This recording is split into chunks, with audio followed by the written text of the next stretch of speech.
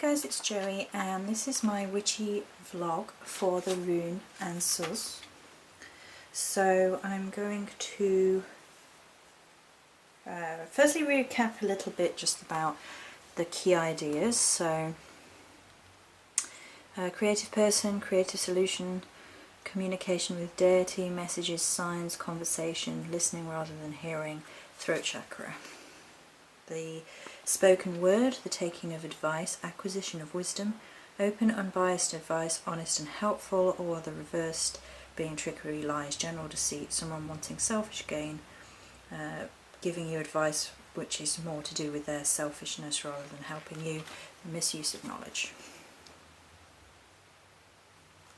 And I wrote down a few quotes at the beginning of this week that seemed to resonate with me at the beginning. So, the Celtic tradition honours three passages in a woman's life: maiden, mother and crone. As crones, and this was vital for me to be coming into the crone aspect of the year rather than the crone aspect of myself, we have integrated the tender aspects of the maiden, the many lessons of mothering and the rich experience of a life long lived. Still, all are a part of the whole. See your true self, a beautiful face graced with history, a healthy and vibrant body and clear sharp mind. Trust that this is the best time of life, from the old crone's corner. And I was contemplating this message, but I was also contemplating how it's possible that we have aspects of all within us from the very beginning. In varying degrees depending on the person, but I've always felt more connected with older people, and I've always been told I seemed old before my time, sort of thing. I came across a beautiful phrase which was the Kawa'akari, which is the gleam of last light on a river's surface at dusk, the glow of a river in the darkness, which is more or less how I feel about Samhain. It's that sort of imagery resonates with me about how I feel about the most special time of the year. It taps into something other for me, something ancient, something that moves my soul. It is beauty, excitement beyond logic, as a feeling, a leap of joy, a pleasure, a mystery. And obviously Samhain was a driving force of this week, and that meant that the rune took a little bit of a backseat energy-wise. There was a picture on Charlie's wall of a crow goddess, Native American crossover, very primal. I met up with my friend at the beginning of the week. It was good to be able to just sit and chat to someone. And that was sort of a gift of this rune as well, I think. And then this is my creative poetry, my intellectual property, all rights reserved. I am the crow, I am the gift of what you know beyond the rift. You don't remember, so hear the call of glories old, a warrior's fall. So follow me, I tell and show, the messenger, I am the crow. Brendan mentioned something that I have noticed in recent energies. The Morrigan appears to be stripping us bare, taking away social conditioning and touching a raw nerve, releasing something primal in her sons and daughters. Quote, the power of words written or spoken have life. They can change the world. Words, the key idea behind this rune, have the power to harm and as well as heal. Arguments and angry words are enough sometimes to leave us feeling despondent, and positive words can help lift even an entire community. Today I decided to share only positive words via my community shout out to those people who had helped me in one form or another this year. As Samhain is approaching, I want to focus on the positive influences that people have had throughout this past year on my life. And I'm hoping the effect that it will have on the rest of the community is to further spread that positivity rather than allowing negative words to overpower the positive. Words, of course, have never been an issue for me. I love them. The written word, reading, writing, speaking, singing, goodness. My magic often flows from my throat chakra and always has. When we were younger, my sister was involved with a guy that was an overt psychic vampire, and he used to try and tell me it was severely damaged, and I could never fix it, and it's because that's where my power resonated, and he wanted to try and control it. In Celtic lore, the power of the spoken word was revered, thought of as sacred, leading to a largely oral tradition.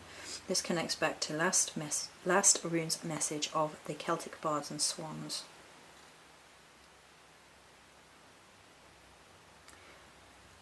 I documented a lot about my Samhain experiences, and for the most part I don't really want to overly share that this week because a lot of it is very personal, and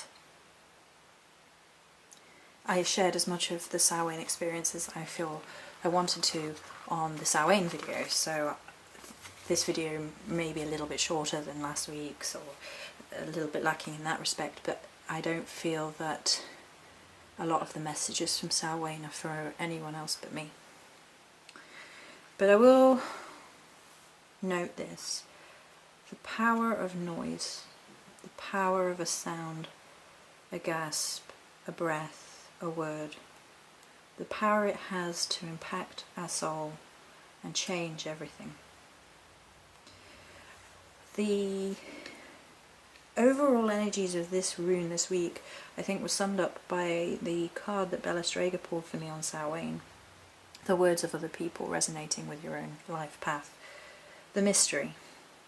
The card directs you into the unknowable mystery of your journey. It's a sacred place where all things are created but not yet formed. You're being pointed towards pure power and potential. Unknowable magic forces are working on your life. Be humble. The mystery only reveals itself when it chooses to. Sometimes it feels like things are going backwards, but if you look closely, the spiral always goes up and round to the hugest point. Trust that is what is happening, and it is for the good. The thread of life is woven into beauty, strength, and power that is your fate. As well as the Ogam rune that I decided I would pull for Samhain, which is actually in shot, which is Ash. Fate, divine processes, connections to the world, spiritual inspiration, action, shape-shifting, and change. Ash was used to make spears and arrows, which both signify the use of magic to instigate change, transformation, and shape-shifting. So this rune was a bit of a mixed bag, sort of highlighting the power of words in both positive and negative aspects. I decided to take the bull by the horns with this rune and spread positive words rather than to allow negative words to overwhelm one of the most important time of the year in terms of pagan community. So I went forth and used the power of my words to express how I truly felt in positive terms about those people who had a positive effect, a positive influence. Even if it was a small one, even if it was a large one, I think it needed to be said. And sometimes these words need to be heard, and it's more about the need of somebody to hear them than it is for the need of someone to say them. And the spoken word is like that, and often when it's guided by divinity it can be like that. It can be that you need to say something which you think, and you sometimes forget that if you don't tell people these things they don't know, and you're just sort of like, oh well, I thought you realised that, and people don't. And sometimes the spoken word can influence and change and affect people's lives in all sorts of ways, hopefully for the betterment, for the positive. It's not always that way, but we can hope, and we can do our best, and we can be guarded with what we do say and how we express ourselves. And I think that is largely how I'm going to leave this video. There is a lot that went on behind the scenes with this rune, and it's personal for me, so I am not going to be divulging a lot of the messages that came through this week, purely because it doesn't help anybody's understanding of this rune. It doesn't help anybody else but me, so the choice for this rune is, of course, to share the words which are meant to be shared and to keep silent where we are not meant to share, and that's an interesting balance of this rune I've found. Of course it has been overshadowed a lot by Samhain. There's been a lot of Samhain energy, some of that really serious stuff, some of that a little bit lighter. And it's been an interesting one. And that's going to be it for me for this week, and many blessings.